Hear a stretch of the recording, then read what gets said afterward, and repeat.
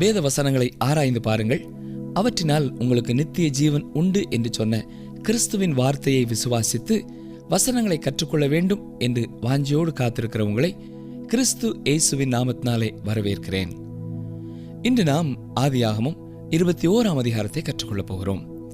இந்த அதிகாரத்திலே 3 சம்பவங்களை நாம் பார்க்கிறோம். முதலாவது ஈசாக்கு பிறப்பதை குறித்து பார்க்கிறோம். இரண்டாவதாக ஆகாரும் இஸ்மவேலும் வீட்டை விட்டு அனுப்பப்படுவதை குறித்து பார்க்கிறோம். மூன்றாவதாக அபிமெலேக்கும் ஆபிரகாமும் பெயர்சபாவிலே சந்திப்பதை குறித்து வாசிக்கிறோம். கடந்த அதிகாரத்திலே தெளிவான தீர்மானம் எடுக்க வேண்டிய ஒரு பாவத்தை குறித்து நாம் சிந்தித்தோம். அந்த பாவம் அறிக்கையிடப்படாதவரை வாக்குத்தத்தம் பண்ணப்பட்ட ஈசாக்கு ஆபிரகாமுக்கும் சாராளுக்கும் கொடுக்கப்பட போவதில்லை என்று பார்த்தோம். 20ஆம் அதிகாரம் 18ஆம் வசனத்திலே ஆபிரகாம் தேவனை நோக்கி வேண்டிக் கொண்டான் என்றும் வாசிக்கிறோம். தன்னுடைய இருதயத்திலே தான் செய்த தவறை குறித்து உண்மையாகவே வருந்தி தேவனிடத்திலே அவன் மன்னிப்பு கேட்டிருக்க வேண்டும். ஆனபடினாலே அவனுடைய ஜெபத்தை கேட்ட தேவன் அபிமெலேக்கையும் அவனது மனைவியையும் அவன் வேலைக்காரிகளையும் குணமாக்கி பிள்ளை பெறும்படியாக அனுக்கிரகம் பண்ணினார் என்று வாசிக்கிறோம். ஆம் அருமையானவர்களே, நம்முடைய வாழ்க்கையிலேயும் வாக்குத்தத்தம் பண்ணப்பட்ட ஆசீர்வாதம் பிந்தி போகிறதென்றால் அதற்கு ஒரு காரணம் நாம் அறிக்கையிடாத அல்லது விட்டுவிடாத பாவங்கள் இருக்கலாம். இப்பொழுது ஆதியாகமம் 21ஆம் அதிகாரம் முதல் 2 வசனங்களை வாசிக்கிறேன். கர்த்தர் தாம் சொல்லி இருந்தபடி சாராள் பேரில் கடாட்சமானார். கர்த்தர் தாம் உரைத்தபடியே சாராளுக்கு செய்தருளினார். ஆபிரகாம் முதிர் வயதாயிருக்கையில் சாராள் கர்ப்பவதியாகி தேவன் குறித்திருந்த காலத்திலே அவனுக்கு ஒரு குமாரனை பெற்றாள். நீங்கள் நன்றாக கவனித்து பார்த்தீர்கள் என்றால் ஈசாக்கின் பிறப்பிற்கும் இயேசு கிறிஸ்துவின் பிறப்பிற்கும் பல ஒற்றுமைகளை பார்க்க முடியும். அதாவது கிறிஸ்து உலகத்திலே தோன்றும் முன்னதாக ஒரு பெரிய உண்மையை மனுக்குலத்திற்கு காண்பிக்கும்படியாக ஈசாக்கின் பிறப்பு இவ்வாறு அமைந்தது என்று நான் விசுவாசிக்கிறேன். நான் வாசித்த 2 வசனங்களையும் கவனித்து பார்த்தீர்கள் என்றால் தேவன் குறித்திருந்த காலத்திலே அவனுக்கு ஒரு குமாரனை பெற்றாள் என்று வாசிக்கிறோம். இந்த இடத்திலே அப்போஸ்தலனாகிய பரிசுத்த பவுல் கலாத்தியர் 4ஆம் அதிகாரம் 5ஆம் வசனத்தில் எழுதியிருக்கிறதையும் நாம் வாசிக்க வேண்டும். கவனியுங்கள், வாசிக்கிறேன். கலாத்தியர் 4:5. காலம் நிறைவேறின போது ஸ்திரீனிடத்தில் பிறந்தவரும் நியாயப்பிரமாணத்திற்கு கீழானோருமாகிய தம்முடைய குமாரனை தேவன் அனுப்பினார். இப்பொழுது நான் கூறிய அந்த ஒருமைப்பாடு தெரிகிறதா? அடுத்ததாக 21ஆம் அதிகாரம் 3 முதல் 7 வசனங்களை பாருங்கள். ஆதியாகமம் 21ஆம் அதிகாரம் 3ஆம் வசனம் முதல். அப்பொழுது ஆபிரகாம் தனக்கு சாராள் பெற்ற குமாரனுக்கு ஈசாக்கு என்று பெயரிட்டான். தன் குமாரனாகிய ஈசாக்கு பிறந்த 8ஆம் நாளிலே ஆபிரகாம் தனக்கு தேவன் கட்டளையிட்டிருந்தபடி அவனுக்கு விருத்த சேதனம் பண்ணினான். தன் குமாரனாகிய ஈசாக்கு பிறந்தபோது ஆபிரகாம் 100 வயதாயிருந்தான். அப்பொழுது சாராள், தேவன் என்னை நகைக்க பண்ணினார், இதை கேட்கிற யாவரும் என்னோடே கூட நகைப்பார்கள். சாராள் பிள்ளைகளுக்கு பால் கொடுப்பாள் என்று ஆபிரகாமுக்கு எவன் சொல்லுவான்? அவருடைய முதிர் வயதிலே அவருக்கு ஒரு குமாரனை பெற்றேனே என்றாள். பிரியமானவர்களே, இப்பொழுது நான் வாசித்த இந்த வசனங்களிலே குறிப்பிடத்தக்க சத்தியங்கள் உண்டு. முதலாவதாக ஈசாக்கின் பிறப்பு ஒரு அற்புதமான பிறப்பு, இயற்கைக்கு முரணான ஒரு காரியம். ரோமர் 4ஆவது அதிகாரத்திலே இதை குறித்து அப்போஸ்தலனாகிய பவுல் 19ஆம் வசனத்திலே என்ன சொல்கிறார் பாருங்கள். அவன் விசுவாசத்திலே பலவீனமாய் இருக்கவில்லை. அவன் ஏறக்குறைய 100 வயதுள்ளவனாய் இருக்கும்போது தன் சரீரம் செத்து போனதையும் சாராளுடைய கர்ப்பம் செத்து போனதையும் எண்ணாதிருந்தான் என்று சொல்லும் பொழுது இந்த இயற்கையான அடிப்படை உண்மைகளை எல்லாம் அவன் கணக்கிலே எடுக்கவில்லை. அப்படி என்றால் எதை கணக்கில் எடுத்தான்? தேவன் வாக்குத்தத்தம் பண்ணினதை நிறைவேற்ற வல்லவர் என்பதை அவன் கணக்கில் எடுத்தான். செத்துப்போன கற்பத்திலிருந்து தேவன் உயிரை உண்டாக்குகிறார். இது அற்புதமான ஒரு பிறப்பு. எனவே இயேசு கிறிஸ்துவை மரியாளுடைய வயிற்றிலே தோன்ற பண்ணும் பொழுது அந்த காலகட்டத்திலே தான் தேவன் ஒரு அற்புதமான பிறப்பை செய்யவில்லை, கிறிஸ்துவின் பிறப்பை ஏற்றுக்கொள்ளும்படியாக ஏற்கனவே மனிதனை அவர் அன்றே ஆயத்தப்படுத்திவிட்டார். எப்படி? ஈசாக்கின் பிறப்பின் மூலமாக. ஈசாக்கின் பிறப்பின் சமயத்திலேயே மரித்து போன ஒரு கற்பத்திலிருந்து ஒரு குழந்தையை தேவன் உண்டாக்கிவிட்டார். அது மட்டுமல்ல, தேவன் ஆபிரகாமோடும் சாராளோடும் இடைபட வேண்டியது இருந்தது. ஏனென்றால் இந்த குழந்தையின் பிறப்பிலே அவர்களால் எதையுமே செய்ய முடியாது என்பதை அவர்கள் உணர வேண்டியது இருந்தது. ஆபிரகாம் 100 வயதுள்ளவனாயிருந்தான். சாராள் 90 வயதுள்ளவளாயிருந்தாள். வேறு வார்த்தைகளிலே சொல்ல வேண்டுமென்றால், ஈசாக்கு பிறப்பதற்கு ஆபிரகாமோ சாராளோ எந்த ஒரு காரியத்தையும் செய்யவில்லை என்றுதான் சொல்ல வேண்டும். இப்பொழுது ஆதியாகமம் 21 அதிகாரம் 8 வசனத்தை பாருங்கள். பிள்ளை வளர்ந்து பால் மறந்தது. ஈசாக்கு பால் மறந்த நாளிலே ஆபிரகாம் பெரிய விருந்து பண்ணினான். குழந்தையான ஈசாக்கு சில காலம் எல்லா குழந்தைகளையும் போல் பால் குடித்தான். ஆனால் ஒரு குறிப்பிட்ட நாள் வந்தது, அப்பொழுது பிள்ளை வளர்ந்து பால் மறந்தது என்று வாசிக்கிறோம். இந்த இடத்திலேயும் நமக்கு ஒரு பாடம் இருக்கிறது. தொட்டிலில் இருக்கும் குழந்தைக்காக ஒரு தாய் பால் பாட்டிலை கழுவி ஆயத்தப்படுத்தும் பொழுது குழந்தையின் முழு சரீரமும் வேலை செய்கிறது. கால்களையும் கைகளையும் மேலே தூக்கி கீழே அடித்து உரத்த குரலிலே சத்தமிடுகிறது. ஏன்? அந்த பாட்டில் அந்த குழந்தைக்கு வேண்டுமாம்.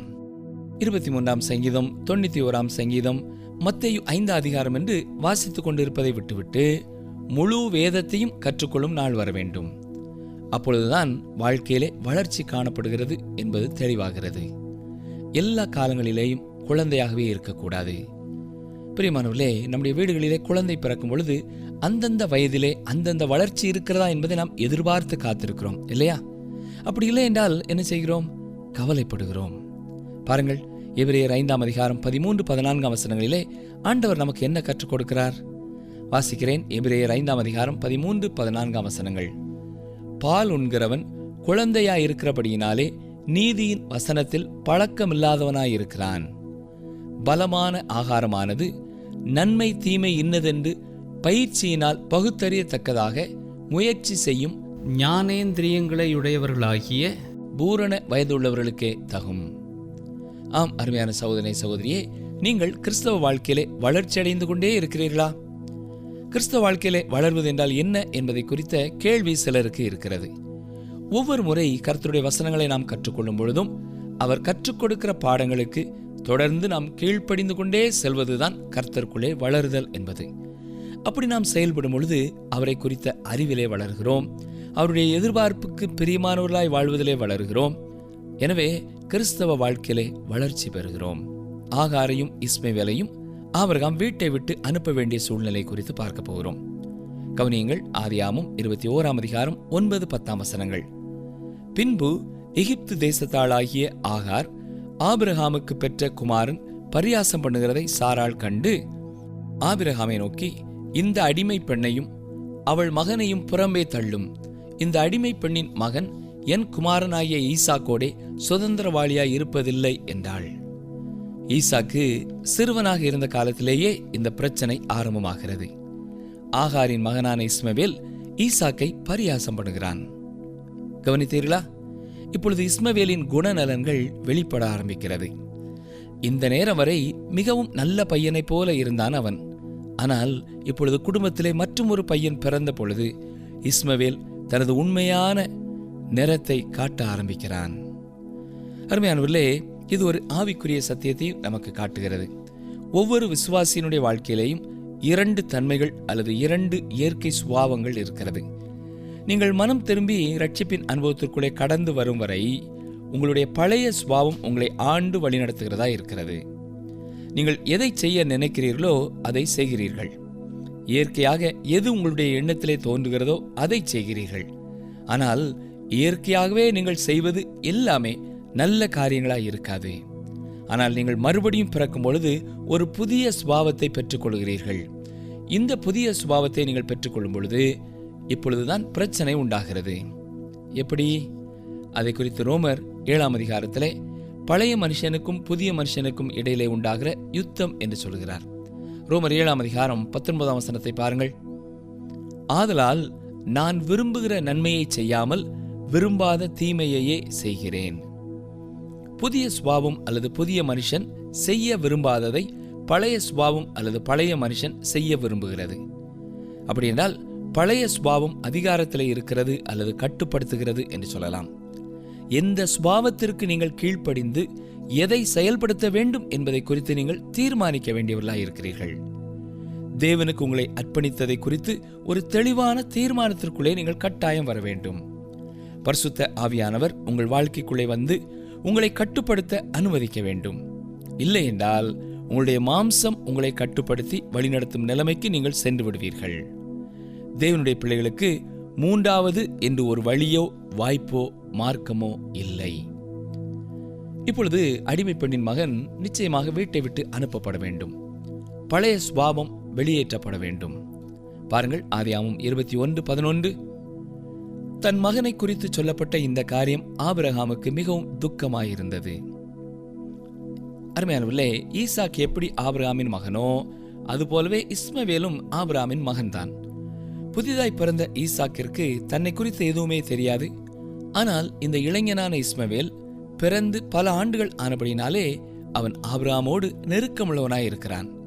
எனவே அவனை வீட்டை விட்டு அனுப்பிவிடுவது ஆபிரகாமுக்கு மன வருத்தமானதாய் இருக்கிறது. அருமையானவர்களே, ஏற்கனவே சொன்ன ஒரு குறிப்பை நான் மீண்டும் கூற விரும்புகிறேன். ஆபிரகாமும் சாராளும் ஆகாரை ஆபிரகாமுக்கு மனைவியாக எடுத்துக்கொண்ட காரியத்தை தேவன் ஏற்றுக்கொள்ளவே இல்லை. எனவே இஸ்மவேலையும் தேவன் ஏற்றுக்கொள்ள முடியாது. அது பாவம். இவ்வளவு நடந்துவிட்டது, இனி அவனையும் குமாரனாக ஏற்றுக்கொள்ளுவோம் என்று தேவன் செயல்பட வேண்டியதில்லை. இது ஆபிரகாமுக்கு மன வருத்தமாயிருக்கிறது.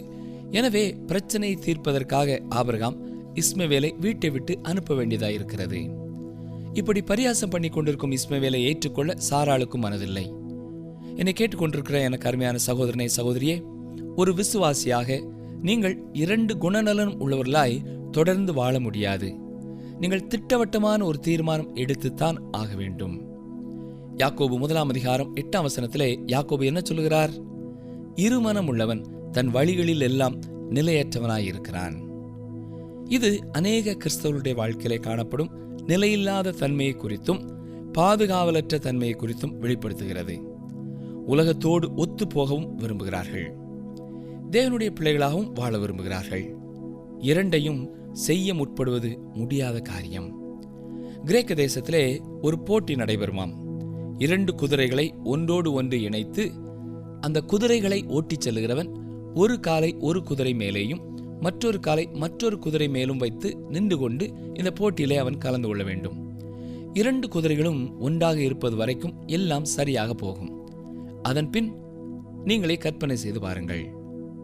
சரி சகோதரியே, உங்களுக்குள்ளும் 2 விதமான தன்மைகள் இருக்கிறது. ஒன்று கருப்பு குதிரை, மற்றொன்று வெள்ளை குதிரை. அவை இரண்டும் இணைந்து போக முடியும் என்றால் பரவாயில்லை. ஆனால் அப்படி செயல்படவே முடியாது. வெள்ளை குதிரை ஒரு திசையிலேயும் கருப்பு குதிரை மற்றொரு திசையிலேயும் தான் போகும். அப்படி செல்லும் பொழுது எந்த குதிரையின் மேலே நீங்கள் தொடர்ந்து நிற்க வேண்டும் என்பதை குறித்து ஒவ்வொரு நாளும் உங்கள் மனதிலே நீங்கள் தீர்மானிக்க வேண்டியவர்களாயிருக்கிறீர்கள். பழைய சுபாவத்திலேயே நீங்கள் வாழப்போகிறீர்களா அல்லது புதிய சுபாவத்திலே நீங்கள் வாழப்போகிறீர்களா? எனவேதான் நம்மை ஒப்புக் கொடுக்க வேண்டும் என்று பரிசுத்த பவுல் தெளிவாய் எழுதியிருக்கிறார். பாருங்கள், ரோமர் 6:13. நீங்கள் உங்கள் அவயவங்களை அநீதியின் ஆயுதங்களாக பாவத்திற்கு ஒப்புக்கொடாமல் உங்களை மரித்தோரிலிருந்து பிழைத்திருக்கிறவர்களாக தேவனுக்கு ஒப்புக் கொடுத்து உங்கள் அவயவங்களை நீதிக்குரிய ஆயுதங்களாக தேவனுக்கு ஒப்புக் கொடுங்கள். நாம் ஒப்புக் கொடுக்க வேண்டும் என்பதை குறித்து இந்த வசனம் தெளிவாக திரும்ப திரும்ப 3 முறை சொல்லுகிறது. இன்னொரு வேத பகுதியையும் இந்த இடத்துல நாம் வாசிக்க வேண்டும். ரோமர் 8:3-4 அதெப்படியெனில் மாம்சத்தினாலே பலவீனமாயிருந்த நியாயப்பிரமாணம் செய்யக்கூடாததை தேவனே செய்யும்படிக்கு தம்முடைய குமாரனை பாவ மாம்சத்தின் சாயலாகவும் பாவத்தை போக்கும் பலியாகவும் அனுப்பி மாம்சத்திலே பாவத்தை ஆக்கணைக்குள்ளாக தீர்த்தார். மாம்சத்தின்படி நடவாமல் ஆவியின்படி நடக்கிற நம்மிடத்தில் நியாயப்பிரமாணத்தின் நீதி நிறைவேறும்படிக்கே அப்படி செய்தார். நியாயப்பிரமாணமானது மனிதனை கட்டுப்படுத்த முயற்சி செய்து மனிதனின் பழைய சுபாவத்தை கட்டுப்படுத்த முயற்சி செய்து தோல்வி கண்டுவிட்டது. இப்பொழுது பரிசுத்த ஆவியானவர் புதிய சுபாவத்திற்கு வலிமை கொடுத்து நியாயப்பிரமாணம் செய்ய முடியாததை செய்யக்கூடியவர்களாய் நம்மை மாற்றுகிறது.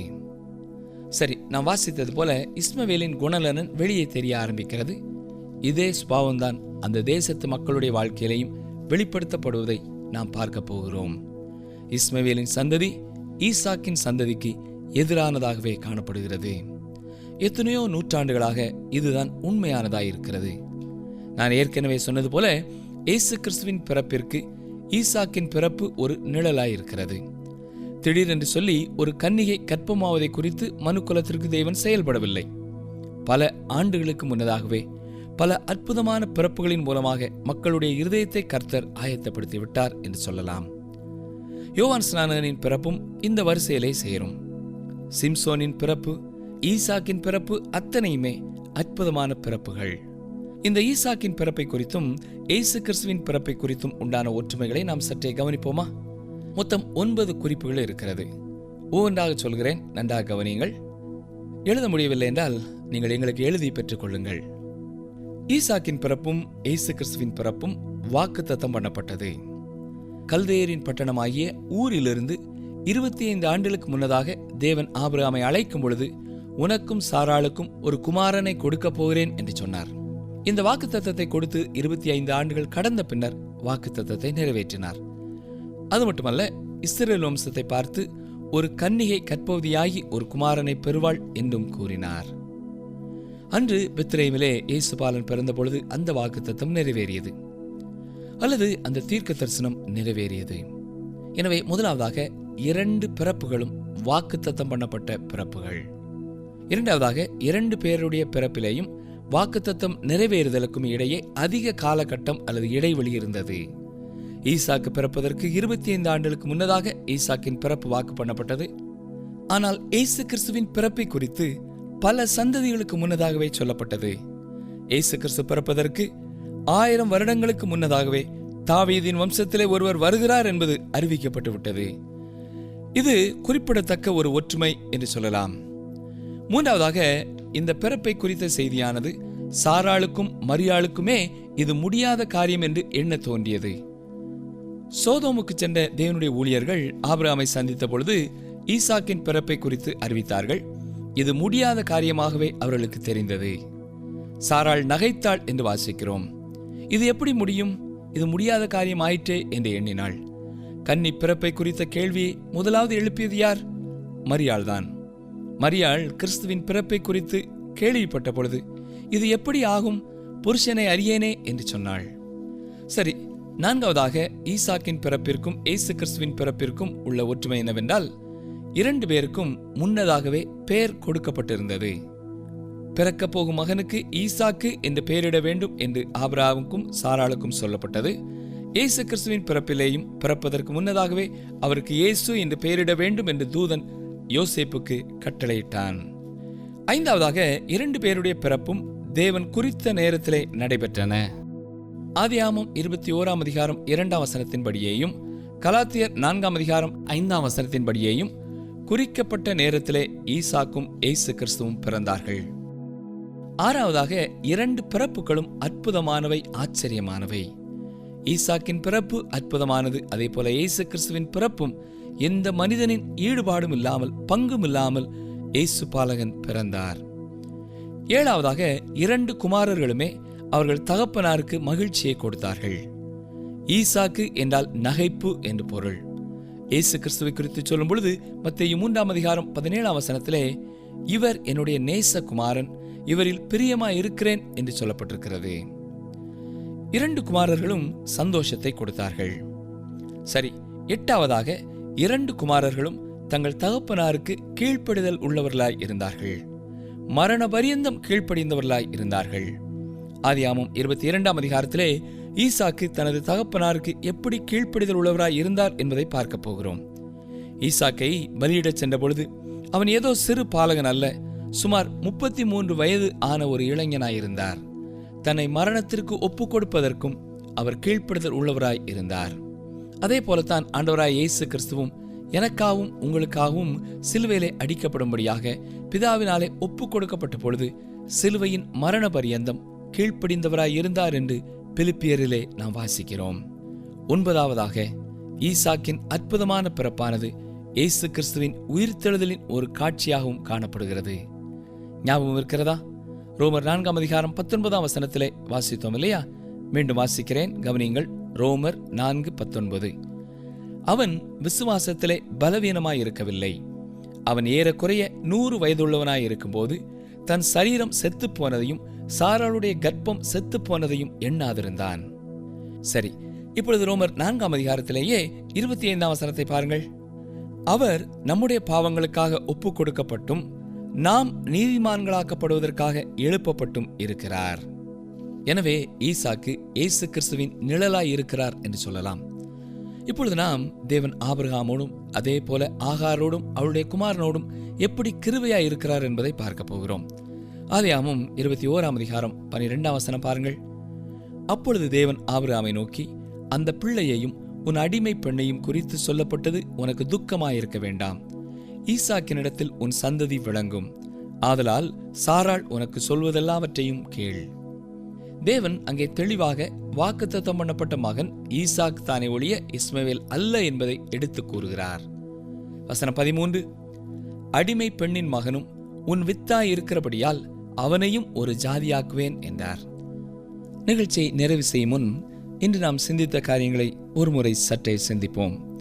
நம் ஒவ்வொருவருடைய வாழ்க்கையிலேயும் தேவன் வாக்கு பண்ணியிருக்கிற ஆசீர்வாதங்களை குறித்த காலத்திலே நிறைவேற்றுவார். இரண்டாவதாக, நம்முடைய பழைய மனிதனுக்கும் புதிய மனிதனுக்கும் உள்ள போராட்டம் தொடர்ந்து உங்கள் வாழ்க்கையிலே நடைபெற்றுக் கொண்டு இருக்கிறது என்று சொன்னால், நீங்கள் இன்னமும் எந்த சுபாவத்திற்கு கீழ்ப்படிவது என்பதை குறித்து தீர்மானிக்கவில்லை என்பது தெளிவாகிறது. ஒவ்வொரு சூழ்நிலையிலேயும் ஒருவேளை கேள்விக்குறிகள், போராட்டமான எண்ணங்கள் வரலாம். ஆனால் ஒரு முறை நீங்கள் எடுக்கிற தீர்மானம் அடுத்த முறை நீங்கள் எடுக்கும் தீர்மானத்திற்கு உதவி செய்கிறதா இருக்கும் என்பதை மறந்து போகக்கூடாது. பழைய சுபாவத்திற்கு நீங்கள் முக்கியத்துவம் கொடுத்து அதன் எண்ணங்களுக்கு கீழ்ப்படிய புதிய சுபாவத்தின் வலிமையை நீங்கள் அனுபவிக்க முடியாது. அதே நேரம் புதிய சுபாவத்திற்கு நீங்கள் முக்கியத்துவம் கொடுத்து தீர்மானம் எடுக்கும் பொழுது பரிசுத்த ஆவியானவரின் வல்லமையை உங்கள் வாழ்க்கையிலே தொடர்ந்து நீங்கள் அதிகமாக உணர முடியும். அவருக்காக வாழ முடியும். அப்படிப்பட்ட கிருபையை கர்த்தர் தாமே உங்களுக்கும் இந்த நிகழ்ச்சியை கேட்டுக்கொண்டிருக்கிற குடும்பத்தின் அங்கத்தினர்கள் ஒவ்வொருவருக்கும் தந்தருள்வாராக. ஆமேன்.